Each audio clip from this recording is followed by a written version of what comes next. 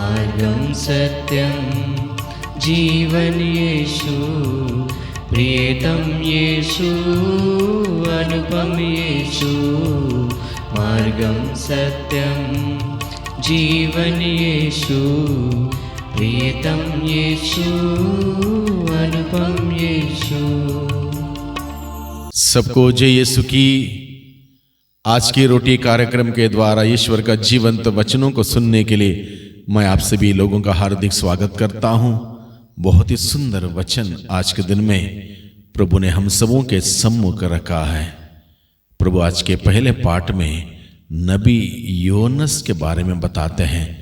नबी योनस निनेवे शहर के लोगों को पश्चाताप का संदेश सुनाने गया दूसरी बार, और निनेवे शहर के लोगों ने राजा से लेकर उसकी सभी प्रजा ने, सभी जीव जंतुओं ने बड़े ईमानदारी से पश्चाताप किया, और जो शहर ईश्वर के प्रकोप से नष्ट होने वाला था, ईश्वर दया से द्रवित होते हुए, उनके पश्चाताप को देखकर ईश्वर दया से द्रवित होते हुए उन सबों को बचाता है। सुसमाचार में हम सुनते हैं यहूदी समाज, यहूदी जनता, उसमें शास्त्री, फरीसी, सभी लोग प्रभु यीशु से चिन्ह की मांग करते हैं, जबकि प्रभु यीशु मसीह स्वयं ईश्वर के पुत्र उन सबों से मिल रहे हैं, बातचीत कर रहे हैं, चिन्ह चमत्कार प्रकट कर रहे हैं, अद्भुत से अद्भुत कार्य कर रहे हैं। उसके बावजूद लोग इस बात को समझ नहीं पाते। लोगों का दिल कठोर था, वो कहीं से भी ईश्वर का वचन को ग्रहण करने के लिए तैयार नहीं थे। उनके अंदर विनम्रता नहीं थी। उनके कठोर हृदय के कठोरता के वजह से, उनके अहंकार और घमंड के वजह से वो प्रभु मसीह को ना देख पाते, ना सुन पाते, ना अनुभव कर पाते, ना ग्रहण कर पाते, जिसके वजह से प्रभु कहता है इस पीढ़ी को दूसरा कोई चिन्ह नहीं दिया जाएगा। जितना किया प्रभु ने, उसके बावजूद उनका हृदय कठोर बना रहा, इसलिए प्रभु कहता है इस पीढ़ी को कोई चिन्ह नहीं दिया जाएगा। और यहाँ पर क्या होता है, पश्चाताप करने में वो पीछे हटे, पश्चाताप नहीं किया, ईश्वर की महिमा देख नहीं पाए, ईश्वर की करुणा, ईश्वर का प्यार, ईश्वर की क्षमा प्राप्त नहीं कर पाए। तो आज के दिन में मुझे और आपको, हम सबों को इस बात पर विचार करने के लिए प्रभु का वचन हमें बुलाता है। क्या मैं निनेवे शहर के लोगों के भांति ईश्वर का वचन सुनने के लिए तैयार हूं, तत्पर हूं और पश्चाताप करने के लिए तैयार हूं, या फिर मैं यहूदी समाज के लोगों के भांति अपना ही विचारों के साथ चलता हूं, जीता हूं और सवाल करता हूं मुझे ऐसा चाहिए, वैसा चाहिए, चिन्ह चाहिए? क्या मैं उस प्रभु मसीह के पास लौट के आने के लिए तैयार हूं? इस 40 के अवधि में प्रभु हम सबों से सवाल करता है, क्या तुम पश्चाताप करना तैयार हो? प्रभु हमें पूछता है। आइए हम आज के दिन में, आज का पहला पाठ अनुवाक्य और सुसमाचार सबको पढ़ेंगे, उसके बाद फिर हम लोग गहराई से मनन चिंतन करेंगे। पहला पाठ नबी योनस का ग्रंथ, अध्याय 3 पद संख्या 1 से 10। प्रभु की वाणी योनस को दूसरी बार यह कहते हुए सुनाई पड़ी, उठो, महानगर निनेवे जाकर वहां के लोगों को उपदेश दो, जैसा कि मैंने तुम्हें बताया है। इस पर योनस उठ खड़ा हुआ और प्रभु की आज्ञा अनुसार निनेवे चला गया। निनेवे एक बहुत बड़ा शहर था, उसे पार करने में 3 दिन लगते थे।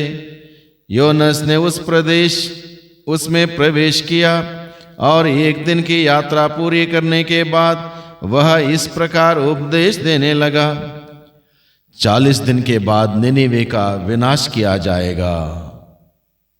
निनेवे के लोगों ने ईश्वर की बात पर विश्वास किया। उन्होंने उपवास की घोषणा की और बड़ों से लेकर छोटों तक सबके सब ने टाट ओढ़ लिया।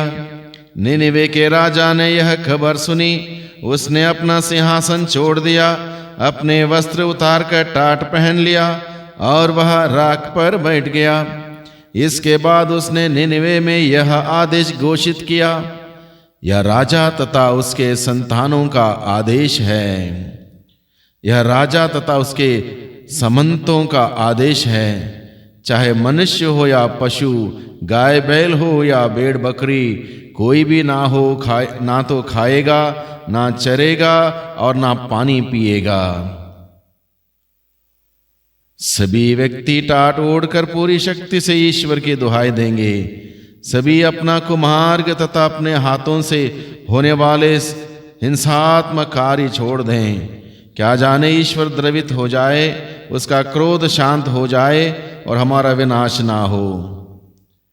ईश्वर ने देखा कि वे क्या कर रहे हैं और किस प्रकार उन्होंने कुमार्ग छोड़ दिया है, तो वह द्रवित हो गया और उसने जिस विपत्ति की धमकी दी थी उसे उन पर नहीं आने दिया। प्रभु की वाणी। भाइयों बहनों, निनीवे शहर में नबी योनस ईश्वर के आदेश के अनुसार चलता है। यह दूसरी बार, पहली बार वो नहीं जाना चाहता था, वो तारसुस जा पहुंचा और उसके बाद की कहानी हम जानते हैं।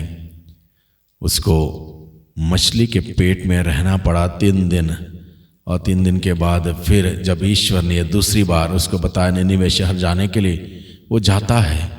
बहुत बड़े बड़े सुसमाचार या वचन नहीं सुनाता है। उसने छोटी सी बात कही। क्या कही? निनीवे 40 दिन के बाद निनीवे का विनाश किया जाएगा। छोटी सी बात, 40 दिन के बाद निनीवे का विनाश किया जाएगा। लोगों ने तुरंत इस बात को मान लिया, पश्चाताप किया। राजा से लेकर सभी लोगों ने, भेड़ बकरी गाय बैल सारे जीव जंतु सब ने पश्चाताप किया और ईश्वर द्रवित हो गया और सब के सब बच गए। सुंदर उदाहरण 40 की इस अवधि में मेरे और आपके हम सबों के सम्मुख प्रभु रखता है। निनीवे शहर के लोगों का उदाहरण। कठोर थे वो, घमंड उनके अंदर था, बड़ा शहर था, धन दौलत पैसे ऐश आराम उनके पास थी, ईश्वर नहीं था। ईश्वर का संदेश उन्होंने ग्रहण किया, ईश्वर को पाया, जीवन पाया, मुक्ति पाया, उद्धार पाया। इस उदाहरण को हमारे सम्मुख आज के दिन में रखा है ताकि हम भी निनीवे शहर के लोगों के भांति, चाहे हम भी समृद्ध हो सकते हैं, धन दौलत पैसे से अमीर हो सकते हैं, हमारे पास भी अलग अलग प्रकार के ताकतें हो सकती हैं, लेकिन प्रभु नहीं है तो कुछ भी नहीं है। इसलिए पश्चाताप के लिए आह्वान हम सबों को दिया गया है। आइए हम आज का अनुवाक्य पढ़ें। हे ईश्वर, तू पश्चातापी दीनहीन हृदय का तिरस्कार नहीं करेगा। हे ईश्वर, तू दयालु है, मुझ पर दया कर। तू दया का सागर है, मेरा अपराध क्षमा कर। मेरी दुष्टता पूर्ण रूप से धो डाल, मुझ पापी को शुद्ध कर। हे ईश्वर, मेरा हृदय फिर शुद्ध कर और मेरा मन सुदृढ़ बना।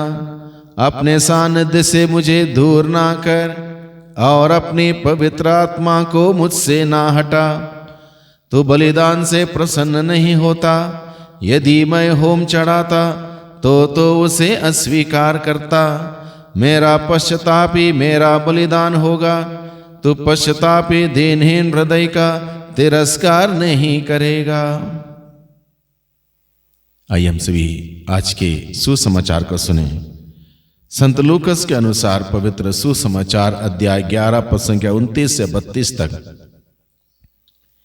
भीड़ की भीड़ यीशु के चारों ओर उमड़ रही थी और वह कहने लगे, यह एक विधर्मी पीढ़ी है, यह एक चिन्ह मांगती है, परंतु नबी योनस के चिन्ह को छोड़ इसे कोई चिन्ह नहीं दिया जाएगा। जिस प्रकार योनस निनीवे निवासियों के लिए एक चिन्ह बन गया था, उसी प्रकार मानव पुत्र भी इस पीढ़ी के लिए एक चिन्ह बन जाएगा। न्याय के दिन दक्षिण की रानी इस पीढ़ी के लोगों के साथ जी उठेगी, इन्हें दोषी ठहराएगी, क्योंकि वह सुलेमान की प्रज्ञा सुनने के लिए पृथ्वी के सीमांतों से आई थी। और देखो, यहाँ वह है जो सुलेमान से भी महान है। न्याय के दिन निनीवे के लोग इस पीढ़ी के साथ जी उठेंगे, और इसे दोषी ठहराएंगे, क्योंकि उन्होंने योनास का उपदेश सुनकर पश्चाताप किया था। और देखो, यहाँ वह है जो योनास से भी महान है। प्रभु का सुसमाचार। प्रभु क्रिस्त में प्यारे भाइयों बहनों, प्रभु यीशु मसीह यहूदी समाज के लोगों को, शास्त्री फरीसियों को, अन्य लोगों को संबोधित करते हुए बताता है, कोई चिन्ह नहीं दिया जाएगा इस पीढ़ी को यूहन्ना के चिन्ह के सिवा। और रेफरेंस देता है योनास नबी का। योनास नबी निनिवे शहर के लोगों को ईश्वर के संदेश को लेकर गया था, पश्चाताप का संदेश, पश्चाताप करने के लिए आह्वानित करने के लिए। और निनिवे शहर के लोगों ने खुले दिल से उस संदेश को स्वागत किया, उस संदेश को ग्रहण किया, संदेश के अनुसार जीवन व्यतीत किया, पश्चाताप किया, सच्चे हृदय से ईश्वर के पास लौट के आए। ईश्वर का प्रकोप टल गया, वे सब बच गए। और ये उदाहरण प्रभु यहूदी समाज के लोगों के सामने रखते हैं, क्योंकि योनास जिस प्रकार से निनिवे शहर के लोगों के लिए चिन्ह बन के गया था, पश्चाताप करने के लिए एक चिन्ह बन के गया था। योनास नबी जिसने बड़े बड़े संदेश नहीं दिए, छोटा सा संदेश, बहुत ही ठोस, बहुत ही महत्वपूर्ण संदेश दिया। संदेश के साथ योनास ने कोई चिन्ह चमत्कार नहीं किए थे, बड़े बड़े अद्भुत कार्य नहीं किए थे। यहां पर प्रभु यीशु मसीह स्वयं ईश्वर के पुत्र पश्चाताप करने के लोगों को निमंत्रण देते हैं, और उसके बावजूद लोग बोलते हैं कोई चिन्ह प्रकट करो, कोई चिन्ह दिखाएं जिससे का विश्वास करें। यानी कि इनका हृदय कठोर था। निनिवे शहर के लोगों ने बहुत सरलता से, विनम्रता से उस संदेश को ग्रहण किया। और दूसरी बात हम देखते हैं, योनास एक चिन्ह है, पुनरुत्थान का चिन्ह है, नया जीवन का चिन्ह है। कैसे? पहले योनास नबी को जब भेजा गया, योनास नबी जाना नहीं चाहता था और वो दूसरे रास्ते में चला गया। वहाँ पर आंधी तूफान आया और उसके बाद उसको उस नाव से बाहर फेंक दिया गया समुद्र में। बड़ी मछली ने उसको निगल दिया और तारसुस जाके पहुँचा, और इस प्रकार से वो दूसरी दिशा में गया। लेकिन बाद में दूसरी बार जब प्रभु ने कहा मेरा काम पूरा करो, तब जाके वो गया। वो 3 दिन मछली के पेट में रहा। 3 दिन जिस प्रकार से नबी योनास मछली के पेट में रहा और उसके बाद निनिवे शहर पहुंचा, निनिवे शहर के लोगों के लिए जीवन का संदेश सुनाने के लिए, उसी प्रकार से प्रभु मसीह 3 दिन पृथ्वी के गर्भ में रहा। उसके बाद वहां से वो जी उठता है। यानी कि सबसे बड़ा एक चिन्ह है प्रभु मसीह स्वयं, और उस सबसे बड़े चिन्ह को ही यहूदी समाज के लोग नहीं मानते थे, नहीं विश्वास करते थे। इसलिए प्रभु को निश्चित रूप से दुख हुआ, और इसके वजह से निनिवे शहर के लोगों के लिए एक ईश्वर का प्रकोप पड़ने की चेतावनी दी थी। और प्रभु वही चेतावनी देता है उन तमाम लोगों के लिए, यहूदी समाज के लोगों के साथ साथ आज भी जो लोग प्रभु के इस संदेश को टुकराते हैं, प्रभु यीशु को टुकराते हैं, प्रभु के पश्चाताप के निमंत्रण को टुकराते हैं, उन सबों के लिए संदेश क्या दिया जाता है आज के दिन में, उनके ऊपर भी प्रकोप पड़ेगा। चाहे मैं हूँ, चाहे आप हैं, चाहे हम में से कोई भी हैं, अगर हम पश्चाताप नहीं करेंगे तो नष्ट हो जाएंगे, बर्बाद हो जाएंगे। और ये प्रकोप हमारे पर पड़ सकता है अगर मैं पूरे मन से, पूरे दिल से, पूरे आत्मा से, पूरे शक्ति से प्रभु के पास लौट के नहीं आऊँगा, तो ये प्रकोप मेरे पर पड़ सकता है, आपके ऊपर पड़ सकता है, हम सब में से किसी के ऊपर पड़ सकता है। एक चेतावनी हम सबों को दी गई है। और महत्वपूर्ण बात यह है इस बात को सोचने की कि क्या मैं निनिवे शहर के लोगों जैसा हूं या फिर यहूदी समाज के लोगों जैसा हूं।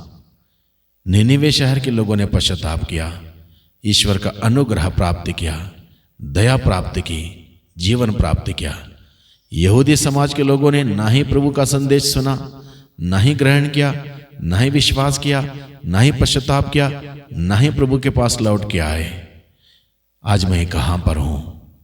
40 की अवधि है।